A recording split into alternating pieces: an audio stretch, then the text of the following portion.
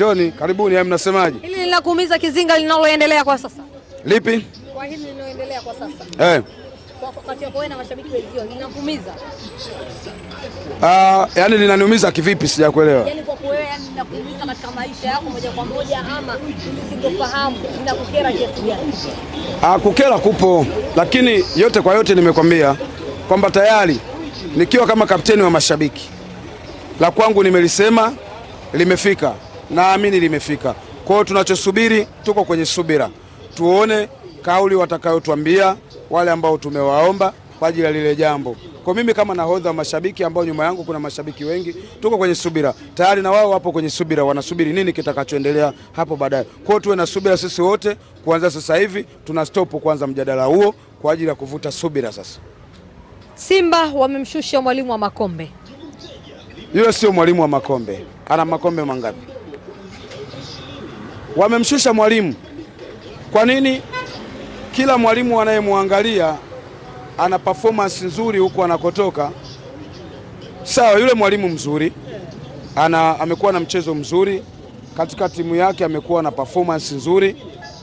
Ngoja tuangalie, sababu kuwa na mwalimu alafu wachezaji wabovu bado haiwezi kukusaidia, haiwezi kukusaidia. Kwa hiyo ngoja tusubiri tuone. Lakini kitu kingine sio tu kuwa na mwalimu. Unaweza ukawa umemleta mwalimu ni mzuri, anafundisha vizuri, lakini wewe kwenye management yako uko sawa, uko sahihi? Kwa sababu unaweza ukamleta mwalimu alafu baadaye ukaja kumpangia majukumu, unaingilia majukumu ya mwalimu, sio kitu kizuri. Muache mwalimu afanye kazi yake, wachezaji uliomletea hawa hapa wanatosha. Yeye ndo angalie performance ya mmoja mmoja, uwezo wake, atoe nafasi kwa kila mchezaji kutokana na namna ambavyo amekuwa ana perform. Lakini ukiingia kwenye majukumu ya mwalimu na umeingilia taaluma ya watu, kinakuwa sio kitu kizuri. Kwa kwangu mimi ngoja tuwaone, lakini yote kwa yote tutamkaribisha mwalimu kwa sababu kuna dabi mwezi wa 3. Hii ni dabi ambayo itakwenda kumkaribisha vizuri mwalimu, sababu kama angekuwa amewahi katika safari yake ya kuja hapa angekaribishwa vizuri na Azam, kwa sababu wao ndo tunajua ile kuna chama cha wala utamu na wagawa utamu.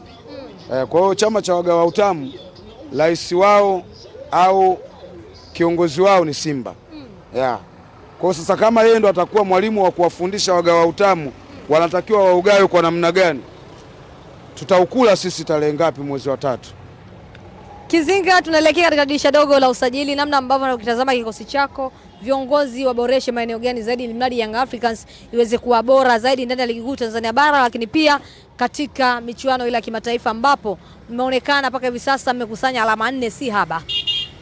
Kwanza tuwapongeze benchi la ufundi la Dar es Salaam Young Africans na viongozi wetu wa Yanga kwa namna ambavyo wamekuwa wakishirikiana pamoja. Yani wanakwambia umoja ni nguvu, tengano ni udhaifu.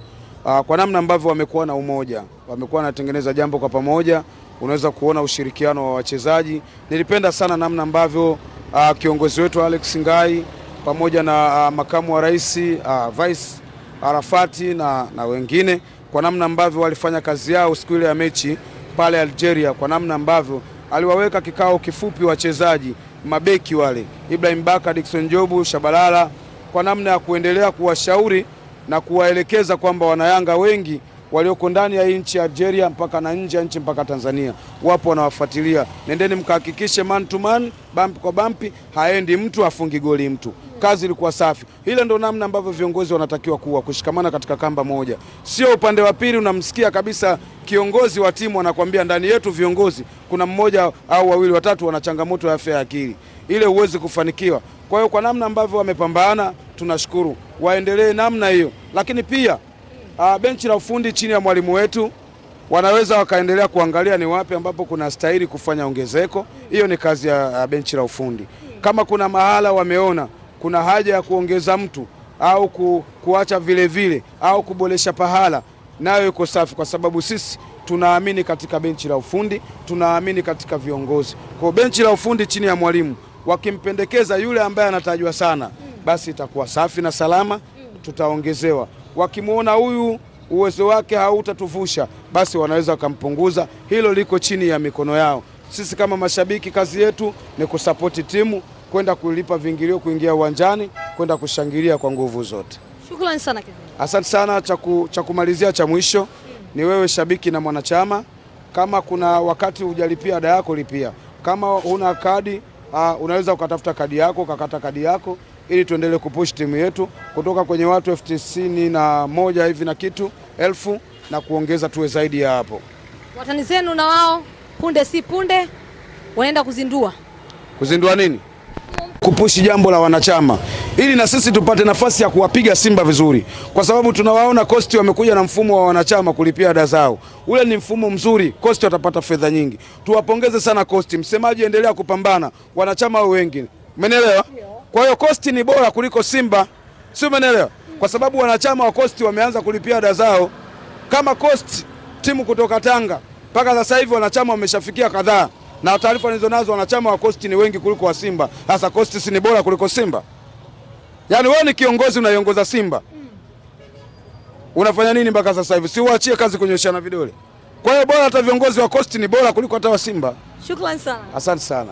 Njoni, karibuni. Haya, mnasemaje? Hili linakuumiza Kizinga linaloendelea kwa sasa? Lipi? Kwa hili linaloendelea kwa sasa. Kwa kati yako wewe na mashabiki wenzio linakuumiza?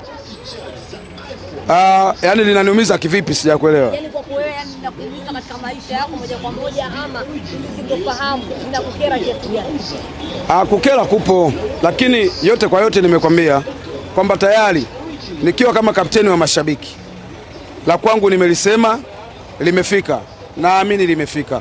Kwa hiyo tunachosubiri, tuko kwenye subira, tuone kauli watakayotuambia wale ambao tumewaomba kwa ajili ya lile jambo. Kwa mimi kama nahodha wa mashabiki ambao nyuma yangu kuna mashabiki wengi, tuko kwenye subira. Tayari na wao wapo kwenye subira, wanasubiri nini kitakachoendelea hapo baadaye. Kwa hiyo tuwe na subira sisi wote. Kuanza sasa hivi tuna stop kwanza mjadala huo kwa ajili ya kuvuta subira sasa.